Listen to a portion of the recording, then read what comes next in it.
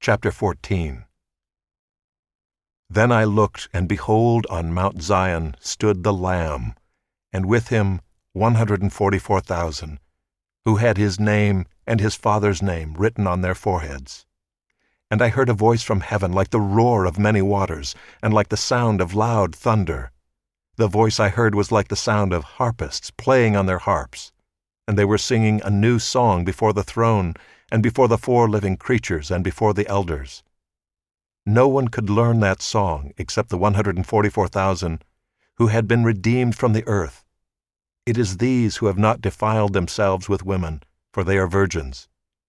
It is these who follow the Lamb wherever he goes.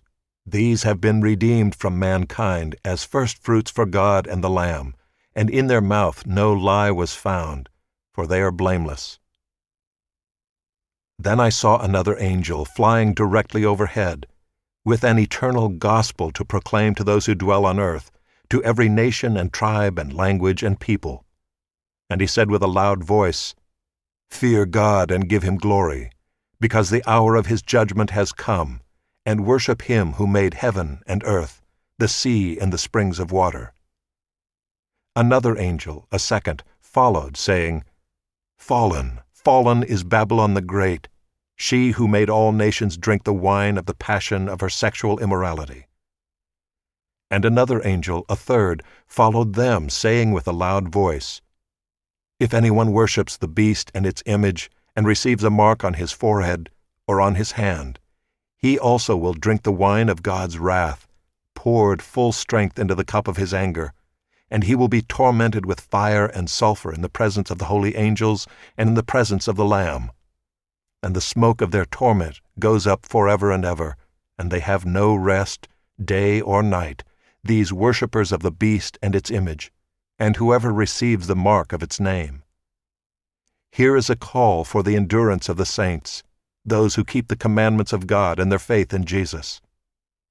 And I heard a voice from heaven saying, "Write this: Blessed are the dead who die in the Lord from now on."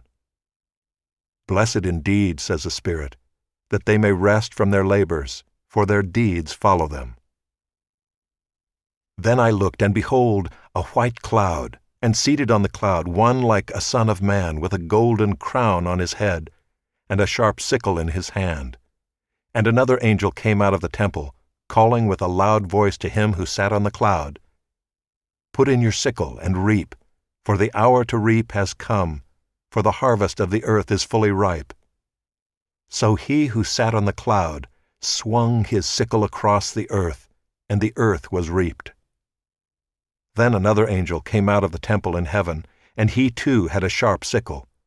And another angel came out from the altar, the angel who has authority over the fire, and he called with a loud voice to the one who had the sharp sickle, "Put in your sickle and gather the clusters from the vine of the earth, for its grapes are ripe." So the angel swung his sickle across the earth, and gathered the grape harvest of the earth, and threw it into the great winepress of the wrath of God. And the winepress was trodden outside the city, and blood flowed from the winepress, as high as a horse's bridle, for 1,600 stadia.